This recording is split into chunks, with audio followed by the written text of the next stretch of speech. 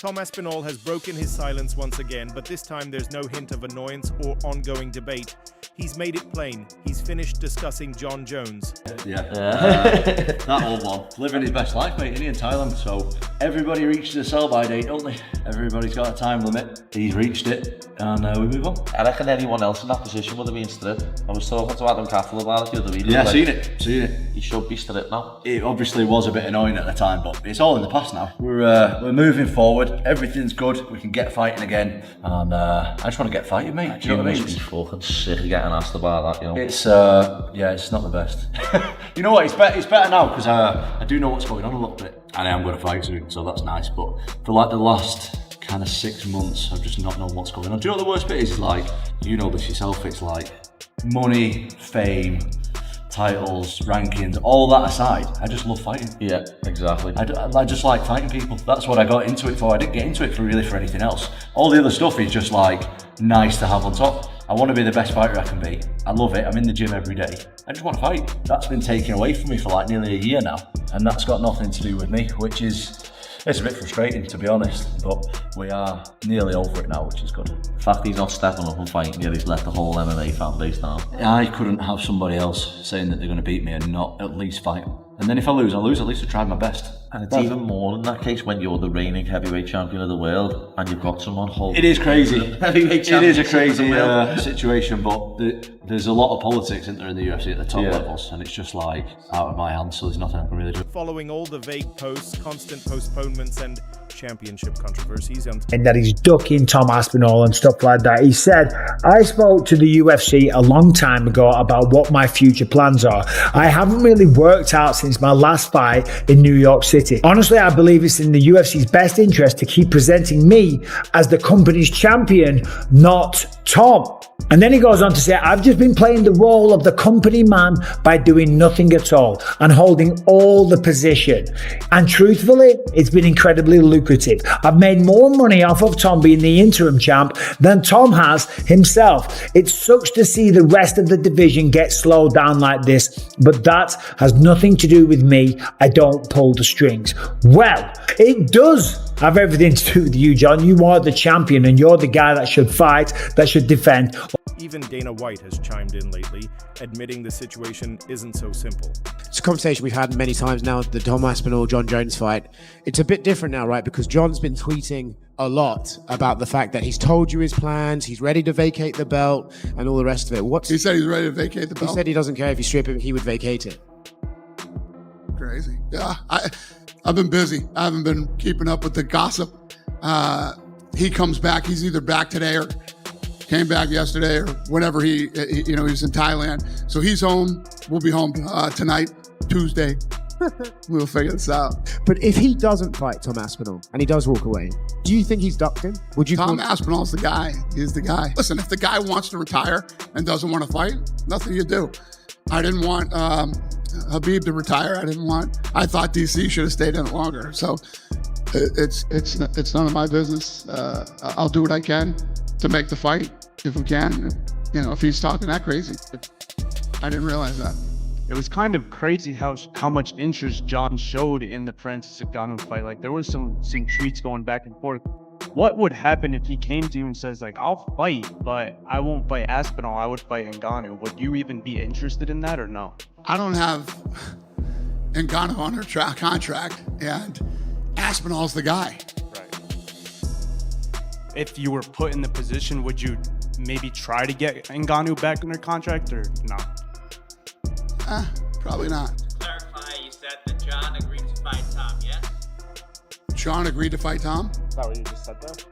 Before, like on the last answer, you said... Jon agreed to fight Tom, yes. So you have to sign the contract. Right. Yeah. I mean, you guys have heard me for the last however long. I said, I guarantee you this fight's going to happen. This fight's going to happen. Fight's going to happen. You guys told me the crazy shit that was going on Instagram and all these other places. But yes, I've been saying Jon is going to fight Tom. There's some rumors out there that you guys had offered him his money and you turned it down. Unless you hear it come from here, or we put out a press release, don't believe any of this bullshit. But yes, Jon agreed to fight Tom. Fact. Aspinall has decided to go in a new direction. With a composed yet decisive statement, he made it clear he's putting the matter behind him. What's the last 6 months training been then? Where you've been just in limbo? Have you been training so specifically by Jones, or just been training? No, I've just been. You know what? That's actually one of the positives that's come out of it is when you've got a fight, you're training for a guy, aren't you? Yeah, you're training for one guy. I've just been training to get better, which is great. Do you know what I mean? I've been like improving and that, and I'm someone who's in the gym constantly anyway. Like I'll train twice a day if I've got a fight or not. Obviously the intensity increases if I do have a fight soon. When I seen you at that UFC London when Molly retired, 3 weeks before my fight, lad. We were on the burgers, weren't we? Me and Charlie. Yeah, I'm sitting there with a bottle of water and just looking over at you with 2 pints and burgers and them crisscross fries and that, and I'm just like, yeah, it's great. I was taking the bit of chicken out of the bowl. I remember you were eating the meat, I was eating the meat out of it because I was starving. What does you, because I'm like quite interested in nutrition, that like, what is your diet like? In camp? Yeah, like, do you have to be on like a massive deficit? Not massive, but like, I am in a deficit every day. As we go through camp, I'll start at like 2,500 calories. Then halfway through, I'll bring it down to like 2,250, and towards the end, I'm on like 2,000. But I'm burning like 3 to 4,000. Yeah, of course. Yeah. If you're training intense, you're burning shitloads, aren't you? Nah, man, John's retired. What are we talking about, guys? This is John. You guys don't follow John on social media? I don't follow him on social media. He said that. No, me too, actually. Me too. But the guy is living his best life. He's had a fantastic career. We all know. We know John's a religious man, so I want to say God bless him moving forward in what he does with his life and his career. And you know, we move on. We move on. I'm the undisputed heavyweight champion of the world.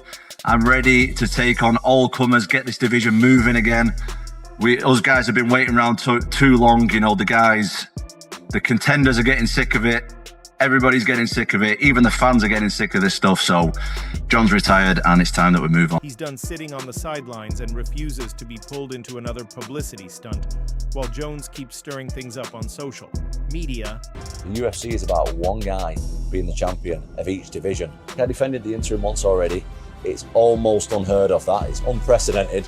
I thought it was silly the first time, to be honest. The reason that I did it, the first time I fought Curtis Blades, it went down as a loss. I got injured. The worst moment of my career, one of the worst moments of my life. I wanted to redeem myself and get the legit victory against Curtis Blades because it was unfinished business. Like, that was hurting my ego, and I wanted to prove that I was better than Blades, which I did in the rematch, and I defended the interim. Something else, that particular fight was in Manchester, in my hometown.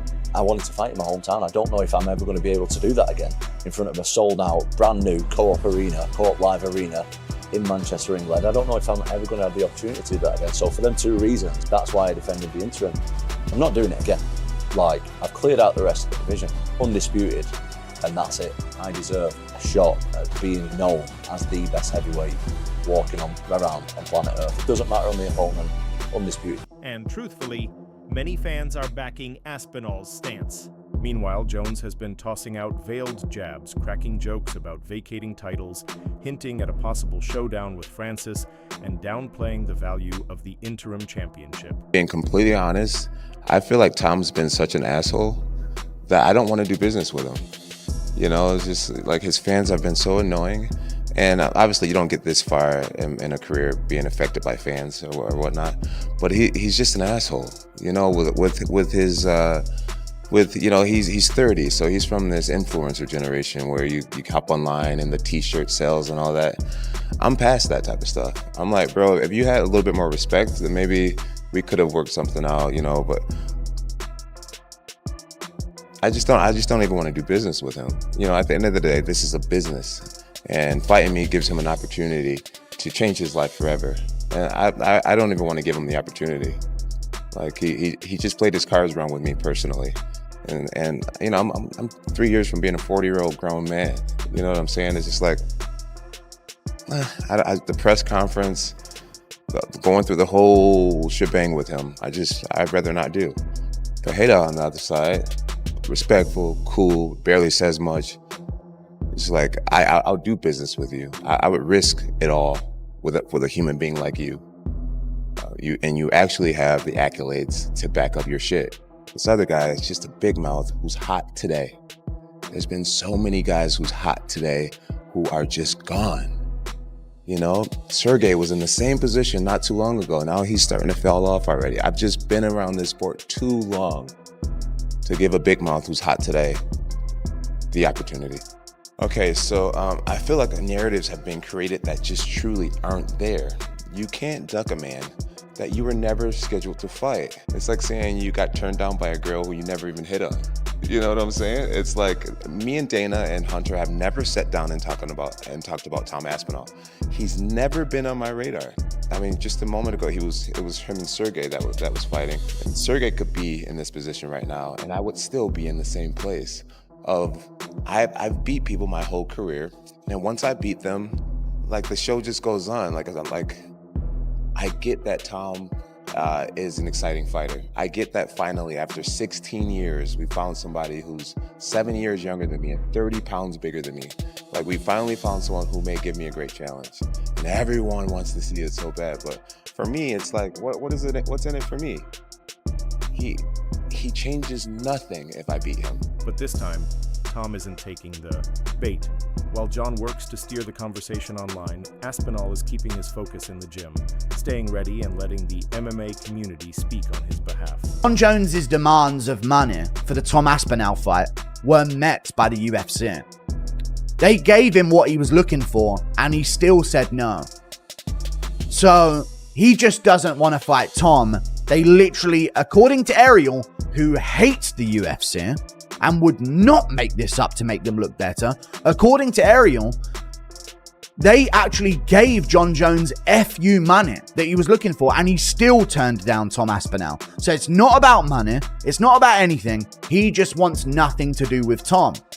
Very interesting from Jon Jones. Now, everyone is unanimously in agreement about this, so we see a few comments here.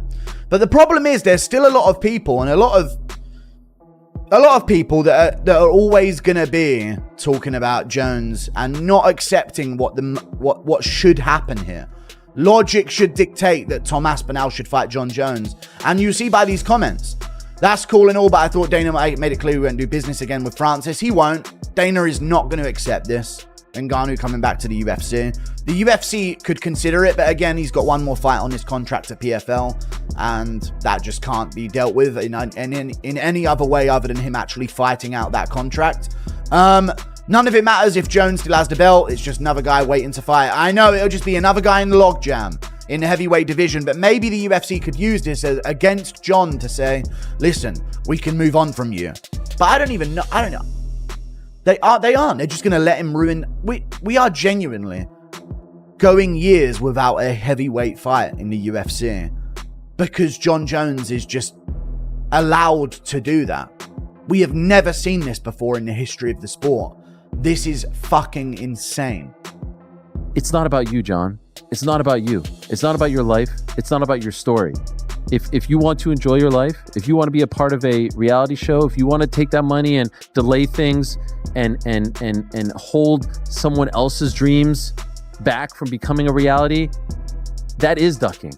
That is ducking, because there is a time-honored tradition in this business, in the sport, in combat sports, in fight sports, in sports period, that the whole thing has to move along. It's not about your story. Your story is great and you're living your best life, great. Get rid of that belt. If you want to do that, great. No one will begrudge you. Everyone thinks you've done enough. You've earned enough. You've proven enough. Now allow someone else to have that same story. Allow someone else to write that same story. You are holding him back. You are holding back not only Tom Aspinall, but the rest of the division. So yes, you're missing the point. This isn't about you.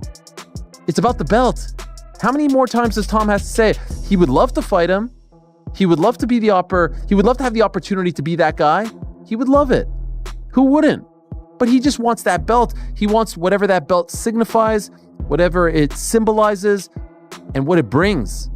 It brings all the things that Jon Jones is enjoying right now, because if Jon Jones wasn't the most decorated champion, wasn't the greatest light heavyweight champion, wasn't the 2-division champion, he wouldn't be doing things like this. He wouldn't get opportunities like this. He wouldn't get the opportunity to live his best life.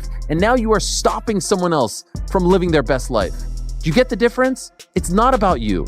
And so when the legends fought you, And I'm not even talking about when you were champ or tried to become champ. I'm talking about the dudes that fought you on the way up. Attention is now shifting to what lies ahead for Tom Aspinall. Whether Jon Jones is involved or not, Cyril Gane's name is back in the conversation, particularly since Tom expressed little interest in defending the interim title, though he's open to a legitimate fight if it helps push the division ahead. Cyril Gane is maybe next opponent for you? Well, he can fight Almeida first because he refused to fight with me. So now, before he jumps back in and waits for a shot, he can fight Almeida. Them guys can fight, and the winner can fight me. Cyril tweeted that he thinks you should be careful what you wish for. He'll see you in Paris. How do you think you match up against Cyril? I better be careful, apparently. Yeah. I think I match up pretty well against him. I think I'm equally as fast as him. I move equally as well. The difference is I can grapple. I've got a lot of power. And I think that's pretty undeniable at this stage of my career. I've got a lot of knockouts on my record, mate. I have to touch you once, and I wasn't even throwing heavy tonight. I thought it was going to be a 5-rounder. I didn't mean to knock him out. I was pretty sure that was going to be a 5-round fight tonight, and just takes one shot, mate, at heavyweight, especially with me. Still, Tom isn't in a hurry to jump into just any fight, particularly not with someone like Gane, who has a history of being selective about his matchups. Then there's the wild card, Francis Ngannou. Aspinall recently stated he's willing to face anyone, even saying he'd take on Ngannou if that's what's required to show he's the top heavyweight on the planet. Tom Aspinall's the guy. He's the guy. Dana White says I'm his man. We love that. We love that on the channel. And what about Francis Ngannou? You having him? You want some? The day that I start ducking out of fights and turning opponents down and stuff like that is the day that I'm going to retire. So, as I've always said, and you can ask any promoter I've ever worked with, any guys at the UFC, I'll fight anyone, I'll fight anytime, and I'll fight anywhere.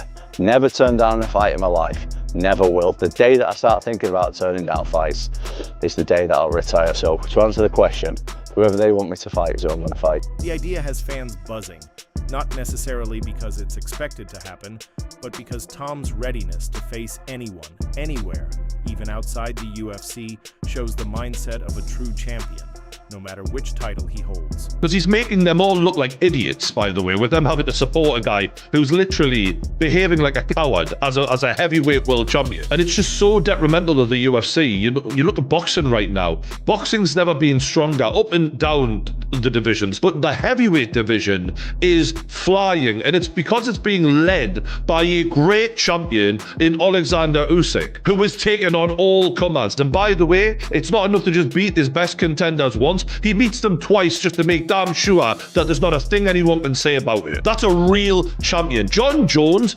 isn't fit to even be spoken about in the same fucking sentence as Alexander Usyk. Not the level of fighter he is, not the level of man he is, right? He doesn't even fucking belong in that fucking category. The way he's carrying himself now as a champion, it is without doubt the most embarrassing way I've ever seen a champion conduct themselves in a title reign. And I interviewed Tom Aspinall in 2023 about this. Jon Jones has had one fight at heavyweight against Cyril Gane, who, let's be honest, didn't f***ing want to be there. One fight in 3 years, so he's had one fight at heavyweight. Stipe has had one fight in 4 years and he got knocked out. How can that possibly represent the best fighting the best? Couldn't agree more, mate, honestly. It blows my mind. Yeah. That was over a year and a half ago. And look, the clues were always there that Jon Jones was never, not even if you put a fucking gun to his head, gonna take that fight. When you're an interim champion, they only make an interim champion when the champion cannot defend the belt. So for Jon Jones, he couldn't defend the belt because he tore his pec muscle. So the interim champion means he should be fighting the champion right off the bat. That's not the case with Jon Jones, right? Because Jon Jones is gonna fight Stipe Miocic. So the interim champion is supposed to sit there and wait. But by law, in like the regulations, once Jon Jones steps in the cage, he is stripped of his interim champion because the champion has returned. There is no longer for interim champion. What is the point of having an interim champion when the champion is ready to fight? This is the only sport in the world you can have somebody hold your career back. Yep. I've been almost a year inactive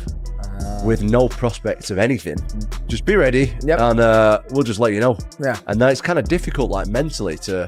Oh, yeah. This is the fight against Jon Jones. Like, not the fight is another thing. Yeah. This is the tricky bit where I really have to stay switched on, stay motivated, and I'm trying my best. It's tough. As you said a minute ago, no one really knows what's going on behind the scenes apart from me. Exactly. You're an office cooking. I train all the time anyway. Just because I've not got a fight doesn't mean I don't train. Like, I honestly can see Jon's point of view.